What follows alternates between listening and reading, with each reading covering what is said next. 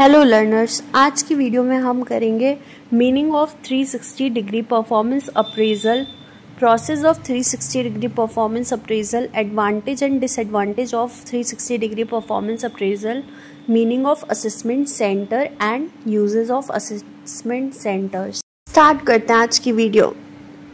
सबसे पहला हमारा टॉपिक है meaning of 360 degree performance appraisal. 360 degree performance appraisal is a system or process in which employee receive confidential anonymous feedback from people who work around them।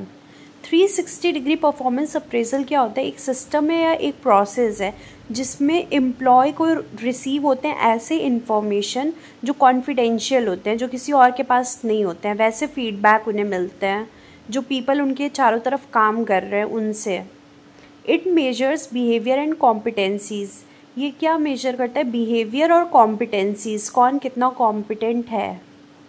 It is also known as multi source feedback और full circle feedback और group performance review. इसे multi source feedback भी कहते हैं या full circle feedback और group performance review. It includes superior, self, subordinate, peers, customers and suppliers. Next topic है हमारा process of 360 degree performance appraisal. इसमें सबसे पहला पॉइंट आता है असेसमेंट इनवाइट रिस्पोंडेंट। सबसे पहले क्या होगा? असेसमेंट होगा उनका जो रिस्पोंडेंट्स आए हैं, जिनको बुलाया गया है कि वो अपने फीडबैक दें। Second, respondent submit there assessment. Second step क्या होगा? जो भी रिस्पोंडेंट होंगे जिन्हें फीडबैक के लिए बुलाया गया है वो सबमिट करेंगे अपने असेसमेंट, अपने फीडबैक की, उनके फीडबैक क्या है एम्प्लॉयज़ के लिए। Third, assessee submit self assessment. Third step क्या होता है? असेसी सबमिट करेगा अपना सेल्फ असेसमेंट।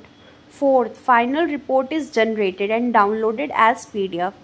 फिर क्या होगा? फाइनल रिपोर्ट जनरेट होगी और उसे डाउनलोड की जाएगी PDF के फॉर्म में।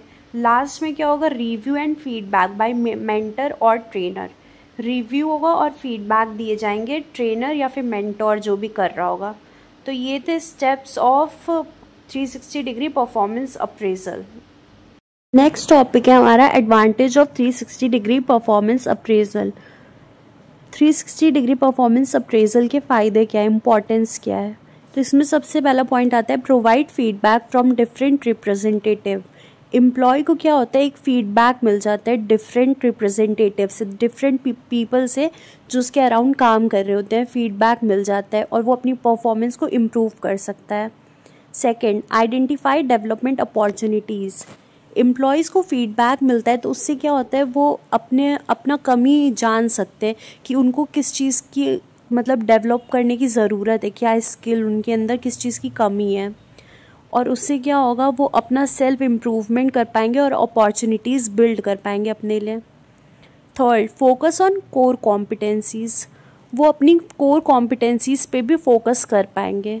Fourth, enable self evaluation. Employees को जब फीडबैक मिलेगा अपने मतलब रिप्रेजेंटेटिव से जो भी चारों तरफ उनके काम कर रहे हैं, तो उससे क्या होगा? उन्हें अपनी सेल्फ इवैल्यूएट कर पाएंगे अपने आप को कि उनके अंदर क्या चीज़ की कमी है और वो अपना कैसे मतलब बेहतर कर सकते हैं अपनी स्किल्स को। तो इससे क्या होगा? उनका सेल्फ डेवलपमेंट होगा। तो ये थे advantage of 360 degree performance appraisal. Next topic is disadvantage of 360 degree performance appraisal. 360 degree performance appraisal के अब नुकसान क्या होते हैं? तो इसमें सबसे पहला पॉइंट है feedback may not be honest. जो भी एम्प्लॉय को फीडबैक मिल रहा है, जो भी कॉन्फिडेंशियल फीडबैक है जो दूसरे लोग दे रहे हैं, वो हो सकता है कि ऑनेस्ट ना हो। कुछ लोग अपने पर्सनल ग्रजेस वगैरह निकाल रहे हो, तो हो सकता है ये फीडबैक रियल ना हो। तो उससे क्या होगा? उन्हें सेल्फ डाउट होगा अपने ऊपर। Second, time consuming. ये 360 डिग्री परफॉर्मेंस अप्रेजल जो है ये बहुत ही टाइम कंज्यूमिंग होता है। इसमें बहुत टाइम लगता है, सारे मतलब एम्प्लॉयज़ वगैरह से फीडबैक लेना, उनको फिर रिव्यू करना, PDF बनाना, ये बहुत ही टाइम कंज्यूमिंग और हेक्टिक हो जाता है। Third, not have enough reviewers. इसमें क्या होता है? हो सकता है कि ज़्यादा फीडबैक देने वाले कोई हो ही ना, हमारे पास कोई भी इंटरेस्टेड ही ना हो। Fourth, tendency to defend. अब एम्प्लॉय जिसके लिए मतलब बैड रिव्यूज़ आ रहे हैं उनकी क्या होती है, हमेशा एक टेंडेंसी होती है कि वो अपने आप को डिफेंड करेंगे और एक्सेप्ट नहीं करेंगे जो भी रिव्यूज़ आ रहे हैं उनके लिए। तो इससे क्या होता है, अच्छे से मतलब अच्छी नहीं हो पाती है। Next, possibilities of conflict. 360 degree performance appraisal में क्या होता है, बहुत ही ज़्यादा चांसेस होते हैं कि कॉन्फ्लिक्ट हो जाए एम्प्लॉयज़ के बीच में।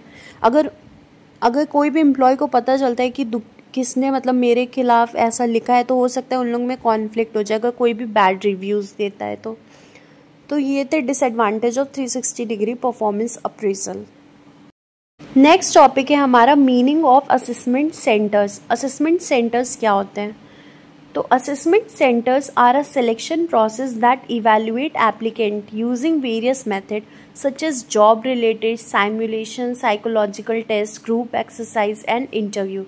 असेसमेंट सेंटर क्या होता है, एक टाइप का सिलेक्शन प्रोसेस है जो इवेल्युएट करता है एप्लीकेंट्स को बहुत सारे मेथड यूज़ करके, जैसे जॉब रिलेटेड हो गया, साइमुलेशन हो गया, साइकोलॉजिकल टेस्ट हो गया, ग्रुप एक्सरसाइज हो गया या फिर इंटरव्यू।